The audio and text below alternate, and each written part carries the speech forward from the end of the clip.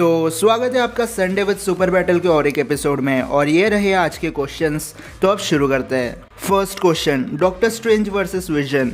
अब doctor strange एक sorcerer supreme है, वही दूसरी तरफ विजन एक रोबोट है जिसकी बॉडी वाइब्रेनियम से बनी है और इसका पावर सोर्स है माइंड स्टोन। डॉक्टर स्ट्रेंज एक जादूगर है जिसके पास कोई टोपी नहीं है, लेकिन अपने मैजिक से डॉक्टर स्ट्रेंज पास्ट में बहुत कुछ कर चुका है, जैसे कहीं भी टेलीपोर्ट होना, खुद को एस्ट्रल फॉर्म में ले जाना, डायमेंशंस बनाना, फाइट की फ्यूचर पॉसिबिलिटीज़ देखना और अपने मैजिक से इन्फिनिटी स्टोन्स को टक्कर देना। डॉक्टर स्ट्रेंज ने इनडायरेक्टली ही सही लेकिन डोरमामू को बीट किया है, जो डार्क डायमेंशन का रूलर था। विजन को टोनी, ब्रूस, अल्ट्रॉन और थॉर ने बनाया था। टोनी ने विजन के अंदर जार्विस को अपलोड कर दिया, जिसकी वजह से विजन को स्टार्क इंडस्ट्रीज के साथ सारे सुपर हीरोज के पावर लेवल की नॉलेज है। एवेंजर्स एंड गेम में अगर विजन ना होता तो एवेंजर्स के लिए काफ़ी मुश्किल हो जाता अल्ट्रॉन से जीतना। और इन्फिनिटी वॉर में जब थैनोस ने विजन का माइंड स्टोन निकाला तब काफ़ी सुपर फैंस सोचने लगे कि विजन की बॉडी ज़्यादा ड्यूरेबल नहीं है, लेकिन जब विजन वाइट विजन के साथ फाइट कर रहा था तब उन्होंने पब्लिक प्रॉपर्टी का काफ़ी नुकसान किया। इनकी फाइट से ये पता चलता है कि विजन की बॉडी काफ़ी ज़्यादा टफ है, और हो भी क्यों ना। विजन अपनी मर्जी से अपने बॉडी के डेंसिटी को चेंज कर सकता है, जो खुद को इतना हल्का बना सकता है कि चीज़ों के आर पार चले जाए, और इतना हार्ड बना सकता है कि उसके डिसबैलेंस होने की वजह से रोड डिस्ट्रॉय हो जाए। विजन के पास माइंड स्टोन भी है। अब माइंड स्टोन 6 इन्फिनिटी स्टोन्स में से एक है। विजन ज़्यादातर इससे एनर्जी बीम प्रोड्यूस करता है, और एक बार तो विजन ने वॉर मशीन को अपने लेज़र से नॉकआउट कर दिया था। लेकिन माइंड स्टोन होने के बावजूद भी विजन ने आज तक किसी का माइंड कंट्रोल नहीं किया। इनकी बेसिक पावर तो हमें पता चल गई, लेकिन अब बात करते हैं इनके वीकनेस की। तो डॉक्टर स्ट्रेंज की सबसे बड़ी वीकनेस है उसकी ह्यूमन बॉडी। डॉक्टर स्ट्रेंज भले ही चलता फिरता इन्फिनिटी गॉन्टलेट हो, लेकिन उसकी human body peak human level पर भी नहीं है। इनफैक्ट स्टीवन स्ट्रेंज का जब कार एक्सीडेंट हुआ था तब उसके दोनों हाथ डैमेज हो गए थे, और सोर्सरर सुप्रीम बनने के बाद भी डॉक्टर स्ट्रेंज पूरी तरीके से अपने हाथ को हील नहीं कर पाए। विजन की भी 2 वीकनेस है। First, alien metal. Alien metal vibranium को चीर सकते हैं, और ऐसा ही जब कॉर्वस ग्लेव ने विजन के साथ किया तब उसकी फेजिंग पावर ने काम करना बंद कर दिया था। और सेकेंड है इलेक्ट्रिसिटी। हम देख चुके हैं कि सिविल वॉर में हॉकाई ने अपने इलेक्ट्रिक एरो से विजन को कुछ समय के लिए अनकॉन्शियस कर दिया था। तो अब बात करते हैं कि ये दोनों फाइट करते हैं तो विनर कौन बनेगा। तो सबसे पहले अगर ये physical hand to hand battle करते हैं तो विजन के पास सुपर स्पीड का एडवांटेज है, और विजन एक वाइब्रेनियम रोबोट है जिसकी वजह से उसकी ड्यूरेबिलिटी डॉक्टर स्ट्रेंज के कंपैरिजन में काफ़ी ज़्यादा है। लेकिन जब ये दोनों अपने पावर्स का यूज़ करेंगे तब डॉक्टर स्ट्रेंज के विनर बनने के चांसेस बहुत ज़्यादा बढ़ जाते हैं। डॉक्टर स्ट्रेंज चाहे तो विजन को किसी भी डायमेंशन में टेलीपोर्ट करवा सकता है। वॉन्ग ने जिस तरह कल ऑब्सिडियन का हाथ काट दिया था, वैसे ही डॉक्टर स्ट्रेंज विजन को कट कर सकता है, या फिर अपनी इल्यूजन बनाकर जैसे थैनोस पर अटैक किया था, सेम वही टेक्निक विजन के खिलाफ यूज़ कर सकता है। विजन को बीट करने के लिए डॉक्टर स्ट्रेंज के पास बहुत सारे रास्ते हैं, इसलिए 10 में से 8 बार डॉक्टर स्ट्रेंज विनर बन जाएगा। एट द एंड वो जादूगर है, और वो कब क्या कर दे ये हम सोच भी नहीं सकते। सेकंड क्वेश्चन, कल Obsidian versus Hulk Age of Ultron वाला। अब कल ऑब्सिडियन थैनोस का गोद लिया बेटा है, और टेक्निकली वो ब्लैक ऑर्डर टीम का फिजिकली सबसे स्ट्रॉन्गेस्ट मेंबर है। कल ऑब्सिडियन के पास एक हैमर है। इसका डिज़ाइन कुछ इस तरह है कि कल इसे हैमर की तरह तो यूज़ कर ही सकता है, लेकिन टाइम आने पर इसे एक शील्ड भी बना सकता है। और ये हैमर में एक चैन है जिसका यूज़ करके कल दूर के एनिमीज़ को हैमर फेंक के मार सकता है। कल ऑब्सिडियन जब आयरन मैन के साथ लड़ रहा था तब उसके एक हिट से आयरन मैन की शील्ड आधी ज़मीन में घुस गई थी, और स्पाइडरमैन जब टोनी की मदद कर रहा था तब कल चिढ़ खा के बिना किसी प्रॉब्लम के एक कार को अपने हाथ में लेता है और आयरन मैन पर फेंक देता है। ये एक सेडान कार थी जिसका वेट 1000 से 1500 किलो तक का होता है। और हल्क बस्टर के साथ जब कल ऑब्सिडियन फाइट कर रहा था तब उसने अपनी फाइटिंग टेक्निक से बिना किसी प्रॉब्लम के हल्क बस्टर का एक हाथ तोड़ दिया। कल ऑब्सिडियन की ड्यूरेबिलिटी भी काफ़ी ज़्यादा है। वो आयरन मैन के प्रोटॉन कैनन की एनर्जी को फेस कर चुका है। टोनी के रिपल्सर का तो इस पर कोई असर नहीं हो रहा था, और स्पाइडरमैन ने तो एक कार इसके ऊपर मारी थी, लेकिन तब भी आयरन मैन से ये फाइट करने खड़ा हो गया था। लेकिन दूसरी तरफ अपना हल्क है। एवेंजर्स एज ऑफ अल्ट्रॉन में हल्क टैंक को आराम से डिस्ट्रॉय कर रहा था, और हाइड्रा की एनर्जी ब्लास्ट का उस पर कोई असर नहीं हो रहा था। जब वंडा ने हल्क को आउट ऑफ कंट्रोल कर दिया तब हल्क अपनी लात से एसयूवी कार्स को फुटबॉल की तरह किक कर रहा था। ये कार्स अराउंड 2500 केजीज की होती है, और हल्क बस्टर को हल्क को बीट करने के लिए बनाया था, लेकिन हल्क ने लगभग उस आर्मर को ख़त्म कर दिया था। और टोनी हल्क से 2 मिनट और फाइट करता तो शायद हल्क बस्टर आर्मर पूरा टूट जाता, और सब अल्ट्रॉन्स को तो हल्क बिना किसी दिक्कत के तोड़ रहा था। अब इन्हें कंपेयर करते हैं। अब जब बात आती है स्ट्रेंथ की तो हल्क और कल ऑब्सिडियन दोनों ही काफ़ी स्ट्रॉन्ग है। 1000 किलो को तो ये बिना कुछ सोचे समझे उठा लेते हैं, लेकिन हल्क की स्ट्रेंथ कहीं ना कहीं कल ऑब्सिडियन से ज़्यादा है, क्योंकि उसने कई बार उस लेवल की फीट्स हमें दिखाई है, जैसे लेवाइथन को एक पंच में नॉकआउट करना, फेनरिस को मार के एसगार्ड से बाहर फेंक देना और लगभग 1000 फीट बड़े सर्टर को डिसबैलेंस करना। इसलिए स्ट्रेंथ में तो हल्क ज़्यादा स्ट्रॉन्ग है कल ऑब्सिडियन से, लेकिन हल्क की ड्यूरेबिलिटी भी काफ़ी अच्छी है। हाइड्रा हल्क पर टेसरेक्ट से बने वेपन से फायर कर रही थी, लेकिन हल्क उन्हें इग्नोर कर रहा था और हल्क ने हल्क बस्टर के रिपल्सर को फेस किया है। ये रिपल्सर आर्क रिएक्टर है जो टोनी के क्लासिक आर्मर को पावर प्रोवाइड करते हैं। कल ऑब्सिडियन को काफ़ी ज़्यादा प्रॉब्लम हो रही थी आयरन मैन और स्पाइडरमैन को नॉकआउट करने में, और बैटल ऑफ वकांडा में तो ब्लैक पैंथर ने अपने काइनेटिक एनर्जी का यूज़ करके कल ऑब्सिडियन को नॉकआउट कर दिया था। वहीं दूसरी तरफ हल्क बस्टर के पंचेस खा चुका है जो काफ़ी ज़्यादा पावरफुल थे, और ये कम पड़ जाए तो हल्क थॉर के लाइटनिंग पंचेस को खा चुका है, लेकिन तब भी वो फाइट करने के लिए तैयार था। स्ट्रेंथ और ड्यूरेबिलिटी राउंड में हल्क कल ऑब्सिडियन से आगे है, और फिजिकली स्ट्रांग होने की वजह से ये अपना दिमाग ना के बराबर यूज़ करते हैं, इसलिए इनकी इंटेलिजेंस को हम कंपेयर ना ही करें तो बेहतर होगा। लेकिन हल्क के फीट्स ज़्यादा बेटर है कल ऑब्सिडियन के कंपैरिजन में, इसलिए हल्क विनर बन जाता है। थर्ड क्वेश्चन, डेडपुल 2 वाला जगरनॉट वर्सेस हल्क बस्टर। अब जगरनॉट एक म्यूटेंट है जिसकी स्पेशल पावर है उसकी फिजिकल एबिलिटीज़। जगरनॉट की फिजिकल स्ट्रेंथ इस लेवल पर है कि उसके सिर्फ एक पंच से हाईवे डिस्ट्रॉय हो गया था। जगरनॉट ने डेडपुल को 2 हिस्सों में चीर दिया था, और कोलोसस एक्समैन टीम का फिजिकली सबसे स्ट्रॉन्गेस्ट म्यूटेंट है या सबसे स्ट्रॉन्गेस्ट में से एक है, लेकिन जब वो जगरनॉट से फाइट कर रहा था तब वो काफ़ी ज़्यादा कूटा गया था। सुपर ह्यूमन ड्यूरेबिलिटी होने की वजह से जगरनॉट पर बुलेट्स और मशीन गन्स का असर नहीं होता है, और इसके पास एक हेलमेट है जिसकी वजह से इसका माइंड कंट्रोल नहीं किया जा सकता, और साथ में ये हेलमेट एक आर्मर की तरह भी काम करता है।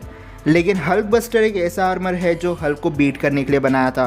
Hulk buster gold titanium alloy से बना है, लेकिन इसकी स्ट्रेंथ मैच करती है हल्क की स्ट्रेंथ को। हल्क काफ़ी एग्रेसिव होकर फाइट कर रहा था, इसलिए उसने इस आर्मर को काफ़ी ज़्यादा ख़राब कर दिया था। लेकिन हल्क बस्टर के लिए टोनी ने एक स्पेशल एआई बनाया था जिसका काम है अगर हल्क बस्टर में कोई डैमेज हो जाए तो उसके पार्ट्स को टाइम रहते रिप्लेस कर देना। हल्क बस्टर के पास रिपल्सर है, ग्रैपलिंग हुक है, स्लीपिंग गैस है, हाइड्रोलिक पंचेस है और मिसाइल जैसे वेपन्स है। और जब हल्क बस्टर जगरनॉट से फाइट करेगा तो सबसे बड़ा एडवांटेज जो हल्क बस्टर के पास होगा वो है उसके फ्लाइंग एबिलिटी और अपने बॉडी पार्ट्स को चेंज करना। जगरनॉट की स्ट्रेंथ नियरली हल्क जितनी है, लेकिन अगर हल्क बस्टर हल्क को बैटल में बराबरी की टक्कर दे सकता है तो उसे कोई प्रॉब्लम नहीं होने वाली जगरनॉट से फाइट करने में। और हल्क बस्टर के पास स्लीपिंग गैस है जिसने हल्क को बेहोश कर दिया था, तो बहुत ज़्यादा चांसेस है कि जगरनॉट भी उसे सूंघकर अनकॉन्शियस हो जाए। अब हल्क बस्टर को स्पेशली हल्क के फाइटिंग स्टाइल को देखकर डिज़ाइन किया गया था, इसलिए ये बताना काफ़ी मुश्किल है कि यह आर्मर जगरनॉट के सामने कैसे काम करेगा। लेकिन हल्क बस्टर के पास बेटर एबिलिटीज़ है, बेटर वेपन्स है और ये अपने डैमेज हुए पार्ट्स को रिप्लेस कर सकता है, और ये सब फीचर्स का यूज़ करके हल्क बस्टर के पास एक एडवांटेज है जगरनॉट के कंपैरिजन में, इसलिए हल्क बस्टर जगरनॉट को बीट कर देगा। Next question, the thing versus Colossus. अब ये दोनों सुपर हीरोज फिजिकल स्ट्रेंथ को रिप्रेजेंट करते हैं। द थिंग की जो बॉडी है वो पत्थर से बनी है और कोलोसस की जो बॉडी है वो ऑर्गेनिक स्टील जैसे अलॉय से बनी है। ये दोनों बुलेट प्रूफ है और ऐसा देखा गया है कि इन दोनों सुपर हीरोज़ की जो स्ट्रेंथ है वो लगभग सेम लेवल पर है। कोलोसस को अपनी पावर्स बाय बर्थ मिली थी क्योंकि वो एक म्यूटेंट था, लेकिन द थिंग पहले एक नॉर्मल इंसान था। एक स्पेस मिशन में वो कॉस्मिक फोर्स के कांटेक्ट में आ गया जिसकी वजह से उससे अपनी रॉक वाली एबिलिटी मिली। अब अगर ये दोनों फाइट करते हैं तो ये बताना बहुत मुश्किल है कि विनर कौन बनेगा, क्योंकि इनकी स्ट्रेंथ सेम है, ड्यूरेबिलिटी सेम है। कोलोसस की बस स्पीड और रिफ्लेक्सेस है जो थिंग से ज़्यादा बेटर है, लेकिन ये दोनों कैरेक्टर्स ज़्यादा सीरियस होकर फाइट नहीं करते हैं।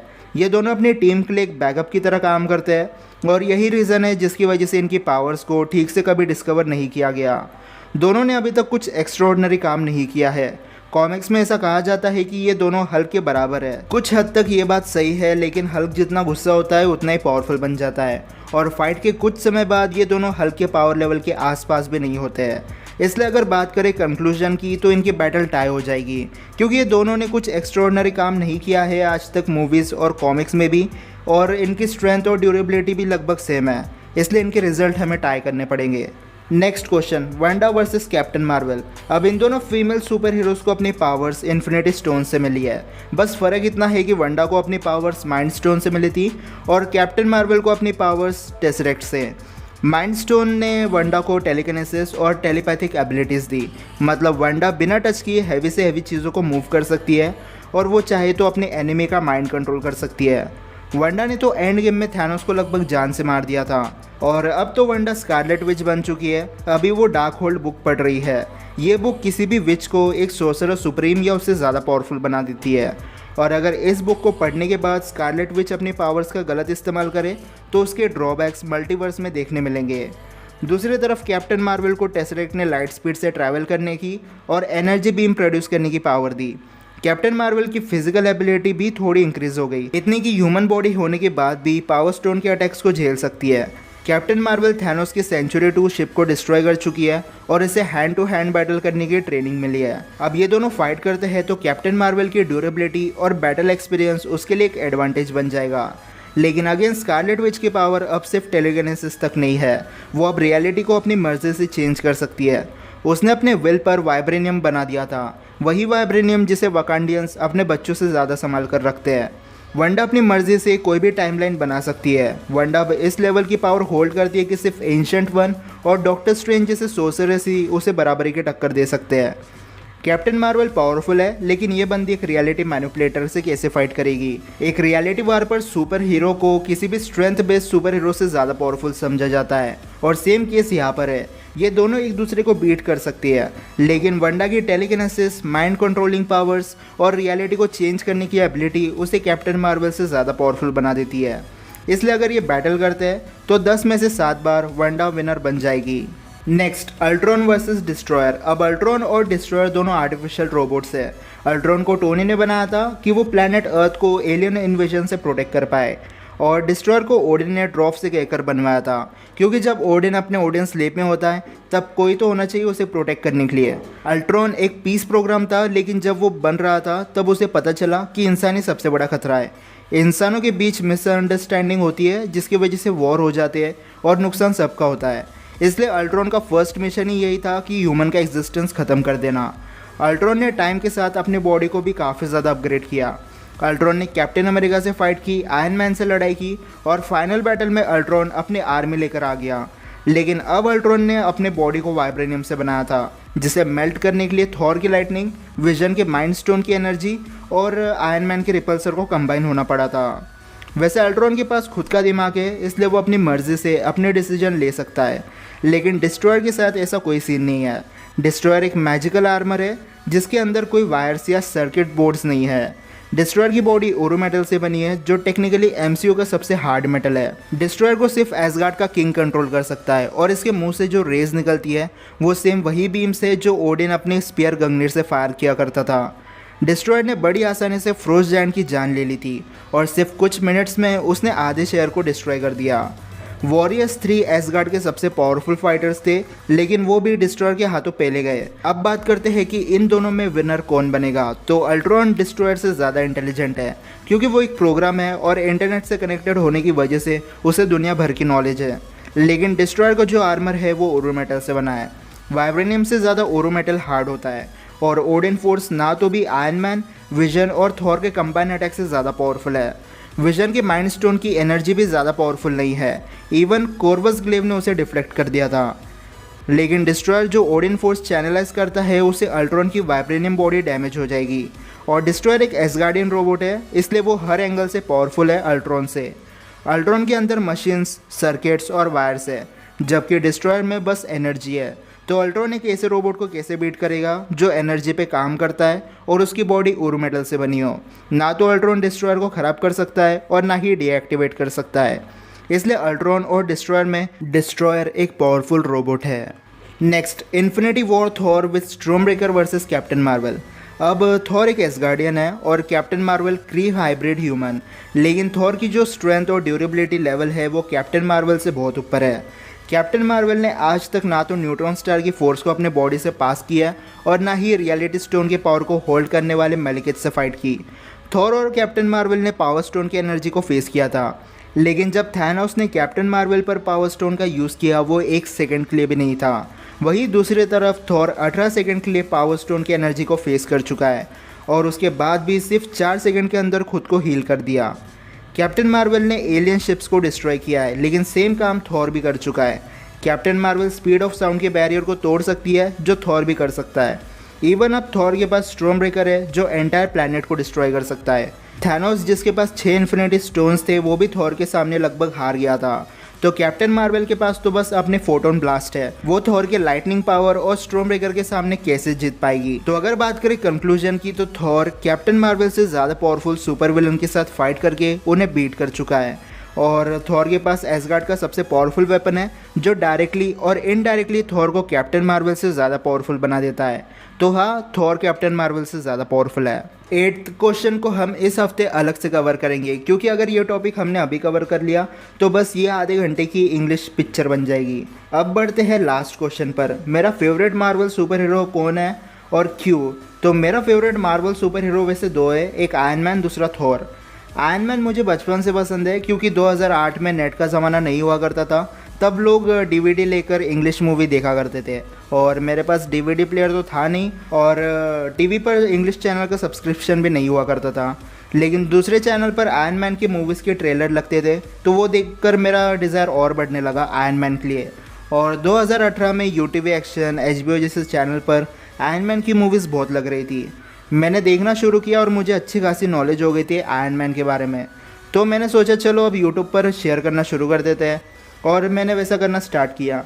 टाइम के साथ चैनल भी ग्रो हो गया, इसलिए अगर आयरन मैन ना होता तो मैं ये चैनल कभी शुरू करने का सोचता ही नहीं, इसलिए आयरन मैन मेरा फेवरेट है। और थॉर मेरा इसलिए फेवरेट है क्योंकि जब मैंने चैनल बनाया था तब मेरी ज़िंदगी बहुत ज़्यादा हिल चुकी थी और जब मैंने थॉर की मूवीज़ देखी तब पता चला कि इसकी स्टोरी मुझसे काफ़ी ज़्यादा मिलती जुलती है।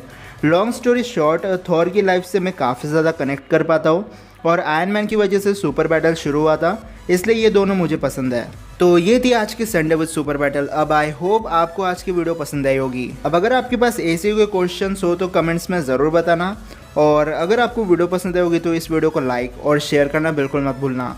तो मैं मिलता हूँ आपसे अब अगले वीडियो में, तब तक गुड बाय।